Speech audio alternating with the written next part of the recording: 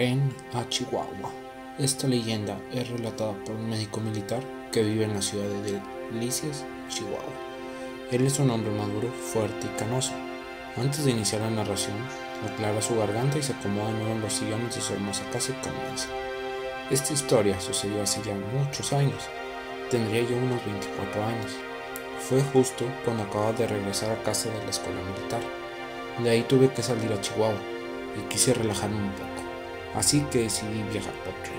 Tomé el último tren de la noche y me dispuse a dormir entre el molesto ruido de la máquina y el calor infernal de una noche de primavera.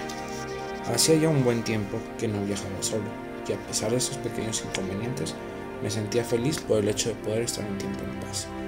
El viaje comenzó mientras miraba por la ventanilla cómo se iba alejando el pueblo. La luna parecía seguirnos, sin importar las curvas o montañas que se propusieran alejar. Era la primera vez que me separaba tanto de mi casa y en el corazón me embargaba un sentimiento que me decía que pasaría mucho tiempo antes de volver. Entonces, mis recuerdos se trasladaron a esa casa, con su patio trasero lleno de rosales y aquel nido en el árbol que jamás había tenido huéspedes.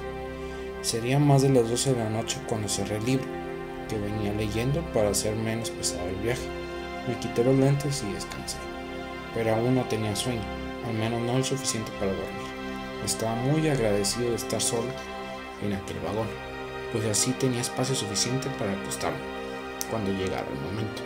Decidí contemplar el paisaje nocturno.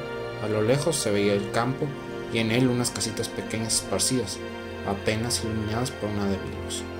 Algunos trayectos eran totalmente de campo y en la negrura de la espesa y los árboles solo se alcanzaba a vislumbrarse de vez en cuando algún rayo de la luna coleándose por entre los follajes.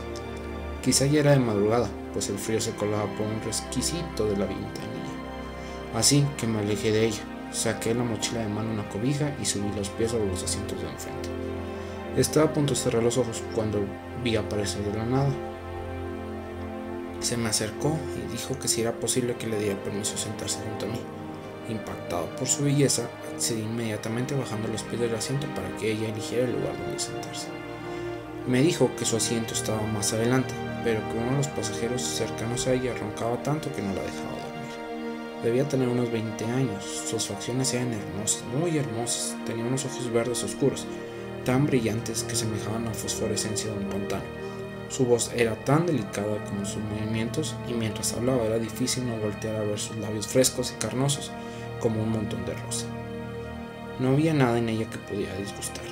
Ella se daba cuenta perfectamente de la reacción que producía su belleza, pero en vez de comportarse vanidosa, era considerablemente agradable. Podría decirse que hasta cordial y, por cierto, bastante inteligente. Hablamos un buen rato de varios temas, tiempo en el que dejó ver sus conocimientos en cuanto a cultura e historia eran bastantes. Incluso era sorprendente notar su dominio en los temas de arte. Nadie hubiera podido creer que una joven de edad tuviera tal erudición. Pasadas un par de horas, me disculpé con mi encantadora compañía de viaje y me dispuse a dormir. Faltaban pocas horas para que amaneciera, y no quería perder el resto de la oscuridad para cerrar los ojos y descansar. Ella sonriente asintió, y me dijo que también trataría de dormir. Sin embargo, por más que cerrara los ojos y me sintiera cansado, no podía conciliar el sueño. Solo me pasaba mentalmente la conversación con la hermosa joven de nombre Ana, que por cierto dormía en el mismo vagón. No dejaba de pensar en su boca y en su blanca dentadura, y sin querer imaginaba cómo se sentirían sus labios sobre mi piel, su aliento sobre mis labios, el olor de su pelo cerca de mi nariz.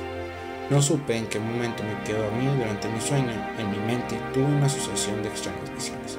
Veía a Ana en terribles escenas sangrientas, la veía desnuda, ensangrentada, llorando, la veía gritando sin voz, aterrorizada, recogiendo los pedazos rotos del vestido que traía, mientras a su alrededor iban y venían hombres armados, persiguiendo a los pasajeros, acorralándolos como animales, disparándoles a quemarropa para sacar sus pertenencias. Veía pavor en sus caras, miedo, incertidumbre y terror. Ana parecía enloquecida. Veía lo que sucedía con una mirada horizontal, infértil y muerta. Pensé por el shock, de pronto pareció quedarse dormida. Desperté enseguida buscándola en el asiento frente a mí.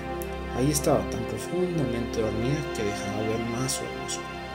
Torpemente tomé con las manos una de las frazadas que había en el tren expresamente para cubrirse del frío y la cubrió hasta el cuello con un gesto paterno. Ella despertó al más mínimo roce y sonriendo me agradeció mi gentileza.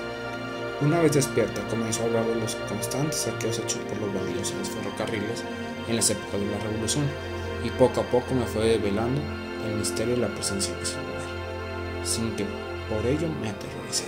Ana habló de cómo había sido violada de forma horrenda por docenas de sucios bandidos.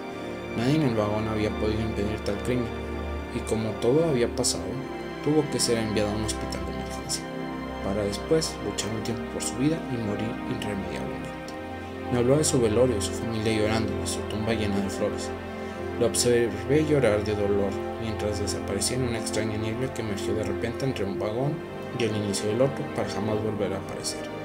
El cansancio extremo, nacido de tantas emociones, dio un paso a un sueño profundo, y unas cuantas horas me desperté sintiendo por aquella muchacha una tristeza infinita. Entonces, cuando terminé de abrir los ojos, me dirigí hacia uno de los encargados del tren que ofrecen desayuno y las bebidas a los pasajeros.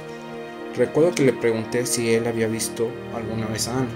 Por supuesto, la describí más a su reacción fue de una gran sorpresa, pues abrió unos enormes ojos de tecolote y me llevó hacia una esquina del vagón, donde nadie pudiera escuchar lo que decía.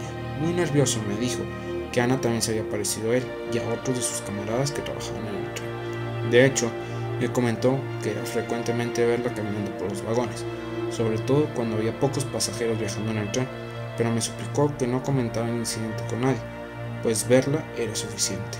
Y así lo hice, hasta ahora, casi 30 años después, que se lo cuento a ustedes. Fin.